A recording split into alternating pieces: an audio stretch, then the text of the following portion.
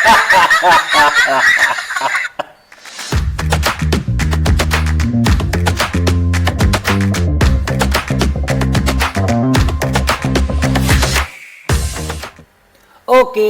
balik lagi kita di konten Work Life Reaction edisi yang kedua kali ini, teman-teman. Hari ini kita bakal nge-react video-video lagi ya, kayak yang kemarin. Oke lah, nggak usah pakai lama-lama, lanjut aja kita ke video yang pertama. Video yang pertama dari channel John Hen. Cucuk udang je dimasak oleh Chef Fakrul. Apa pula yang dimasak oleh Chef Imran? Dengar dengan jelas nanti SS. Roti jala Mak Lima biadab. Lalu dititi. Ketawanya nular ya teman-teman ya. Ini masak. Betul tanya saya ni? Betul. Saya tak menyesal. Izinkan saya. Izin. Saya namakan masakan saya benar. Belum lagi. Apa masalah ni? Makan ubat dulu lah. Pergi makan ubat dulu. Syukur, okey. Boleh saya teruskan? Boleh. Roti jangan. Itu ya, lucu ya teman-teman. Jadi kayaknya di Malaysia sih itu ya, safe ya pekerjaannya.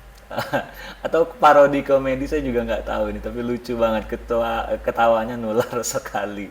Jadi mereka membahas namanya, lucu banget nama makanannya. Oke, lanjut next video. Yang ini kita punya video dari Arimba, ini konten kreator baru juga, kontennya banyak nih soal dunia kerja, sarkas terutama di dunia kerja. Nanti yang mau bisa di subscribe juga ya channelnya Arimba. Perbedaan karyawan kontrak dan tetap ketika dikasih kerjaan. Karyawan kontrak. John, sorry, bisa kelarin laporan ini nggak? Ya udah 4:30 sih. Keburu nggak tuh kira-kira? Oh, siap. Saya coba ya, Pak. Kalau udah jam 5 juga nggak apa-apa, Pak. Saya kelarin sampai selesai. Tutup gerbang di sini sampai jam 8 kan? Nah, takutnya kan besok mau dipakai buat meeting. Karyawan tetap. John, sorry, bisa kelarin laporan ini nggak? Ya udah 4:30 sih. Keburu nggak tuh kira-kira? Nggak keburu, Pak. Ngerjain ginian mah bisa 3 sampai 5 jam. Saya minta datanya juga ke si Ekspresinya Samsul. langsung berubah. Nah, si Samsul jam 5 udah pulang. Besok pagi aja ya.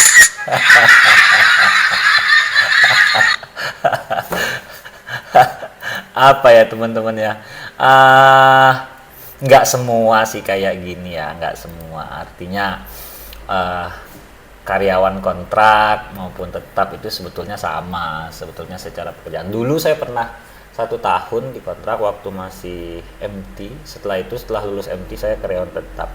Artinya gini, yang penting itu kita tinggal bagaimana mencintai pekerjaannya. Jadi menurutku pribadi ya, kerja itu kita cuman bukan sekedar kerja juga. Kalau kita cinta dalam melakukannya, saya kira enjoy aja. Dan selalu lah kalau kita kerja lebih dari jamnya itu ada overtime-nya untuk baik teman yang kontrak maupun yang karyawan tetap. Oke, kita lanjut ke video selanjutnya. Ini dari Muda Cuma Sekali. Kita tonton langsung aja ya teman-teman. Gua di US kerja bang, jam 9 sampai jam 5. Pulang jam 5 nih, temen gua udah berhenti kerja. Gua masih bikin konten, gua masih Ini kerja lagi. collab Gua juga, sama gua Samuel kadang-kadang Chris gua kayaknya. tidur aja gua mikir kali. Gua ngeliat bokap gua yang kerja kantoran Senin sampai Jumat, Sabtu Minggu nonton MotoGP sama F1.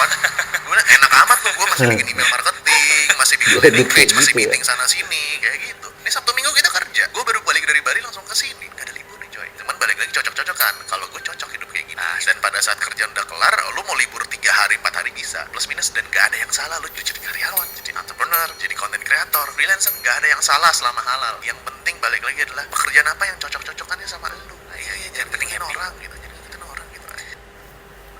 Bener banget sih. Apa ya? Jadi apapun pekerjaannya, apakah karyawan ataukah konten kreator atau freelancer, yang pertama teman-teman harus suka dulu. Artinya punya cinta terhadap pekerjaannya ya, apapun itu, sehingga kalau dia sudah cinta akan cocok. Dan cocok itu kita melakukan pekerjaan itu bukan sekedar sebagai kewajiban, tapi sebagai apa ya, hobi mungkin, tanggung jawab dan sebagainya, sehingga kita dalam melakukannya itu tanpa beban. Jadi enjoy. Ketika kita sudah enjoy, saya kira apapun posisinya, apapun pekerjaannya akan nikmat sih sebenarnya kayak gitu ya teman-teman. Lanjut lagi kita ke video yang selanjutnya, ini dari Raymond Chin. Oke. Kalian tahu nggak, Amazon itu perusahaan yang lagi toxic banget. Dan dia sekarang lagi krisis retention karyawannya. Setiap ada 2 orang masuk, ada 1 orang karyawan yang keluar. Dan ini kepancing di senior program manajernya, namanya Sarah Schreiner. Kalau nggak salah gitu kebacanya. Nah, dia cerita kalau dia tuh kecewa sama Amazon karena nggak mentingin karyawannya. Terutama buat ibu-ibu sama anak muda. Habis itu di Amazon itu kerjanya nggak ada habis, hajar terus sampai akhirnya burn out. Ditambah banyak kebijakan-kebijakan yang katanya kurang menguntungkan untuk employee. Dan dari sini tuh jadi banyak banget orang keluar dari Amazon. Yang tadi gue bilang, yang setiap 2 orang keluar 1 orang masuk, itu tuh satu divisi yang retention 50% itu rendah banget. Nah, jadi karena Amazon baru ganti CEO baru, semua orang nuntut si Andy Jassy ini buat perbaikin. Kira-kira secapek apa sih kerja di Amazon? Kalau kalian sendiri pilih mana? Burn out tapi gajinya gede banget, atau gaji biasa aja tapi yang penting tenteram? Coba ngobrol di komen. Ya semua sudah tahu lah ya, Raymond Chin pasti sudah banyak yang tahu.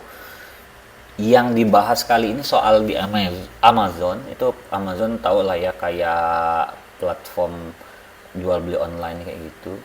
Banyak karyawan yang resign karena kebijakan perusahaan yang tidak sesuai dan kerjanya burn out, jadi berlebihan kerjanya. Tapi balik lagi teman-teman, setiap perusahaan kan punya kebijakan tersendiri. Jadi balik lagi kayak kata Raymond tadi, tergantung kita pilihnya mau yang mana. Mau yang kerjanya sampai burn out luar biasa tapi gajinya besar, atau yang slow saja gajinya kecil, atau ya banyak pilihan-pilihan pekerjaan yang bisa kita lakukan sebenarnya di sehari-hari, banyak sekali ya. Kembali lagi ke teman-teman sih, sebenarnya bagaimana kita memilih pekerjaan. Kalau menurutku sih tagline-nya itu tetap kita harus cinta dulu deh sama kerjaannya.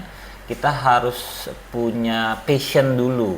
Ketika kita sudah punya passion, kita cinta dengan kerjaannya, saya kira apapun hambatannya tidak menjadi beban ya. Oke, lanjut next video.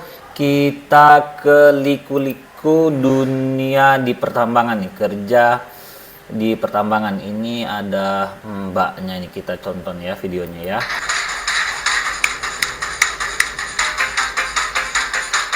Bangun 4:30, mandi. Oke.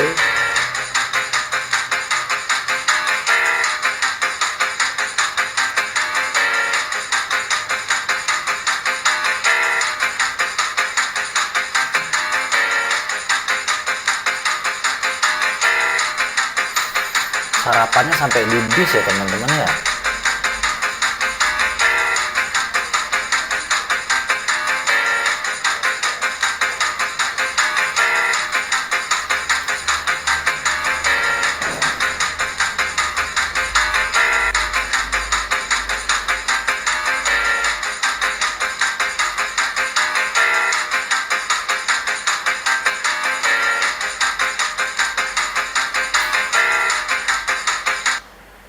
Nah, itu lagi nih teman-teman. Balik lagi kalau menurutku sih mbaknya ini yang di video itu cinta dengan pekerjaannya. Bayangkan saja setiap hari kita kerja mulai jam 4:30 sudah harus siap-siap, terus nyampe rumah jam 8 malam. Itu kan panjang sekali ya waktunya. Tapi ketika kita punya passion, kita punya kecintaan dengan pekerjaannya, dia masih sempat buat video seperti ini, masih sempat panen genjer tuh katanya. Balik lagi, dimanapun kita kerja, kita harus punya passion dan rasa cinta ke pekerjaan, sehingga nggak jadi beban sih. Kayaknya si anak-anak sekarang itu ya, entah siapapun ya, anak muda kah, atau beberapa mungkin juga saya lihat teman-teman yang sudah berumur, apakah karena jenuh atau karena sesuatu yang lain, mereka seolah tidak cinta dengan pekerjaan. Jadi bekerja itu penuh beban terus gitu ya. Oke, kita lanjut ke next video. Yang ini dari Tawakata Channel. Ayo kita lihat. Kamu nggak punya pengalaman, tapi saya butuh kerja buat dapet pengalaman.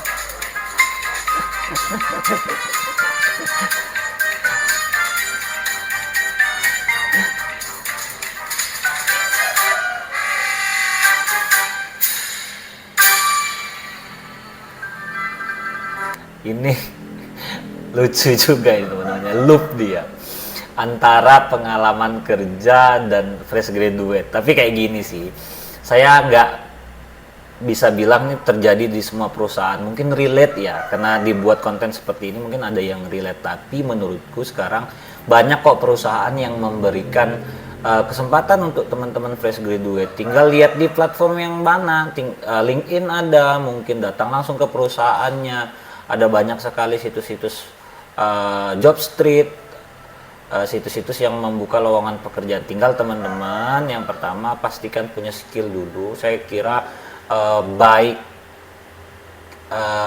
fresh graduate maupun yang sudah profesional pasti punya skill tersendiri. Cuman satu ini note-nya teman-teman ya. Perusahaan itu seperti manusia biasa pada umumnya. Kalau dia mau yang kalau ada yang lebih, maksud saya dia akan pilih yang lebih. Contohnya seperti ini, kamu sarjana teknik, ada 2 orang dengan IP yang bagus, misalnya cum laude, tapi yang satu bisa berbahasa Inggris, yang satu tidak berbahasa Inggris. Secara otomatis perusahaan itu akan memilih yang punya kelebihan tersendiri. Jadi saran dari saya buat teman-teman, pastikan bahwa kalian juga punya kemampuan lebih dari bidang yang kalian pelajari atau jadi gelarnya teman-teman, sehingga itu jadi nilai positif di perusahaannya nanti. Dia harus punya nilai plus yang bisa dijual. Oke, ini video kita yang terakhir, kita tonton ya. Nah, ini parah nih.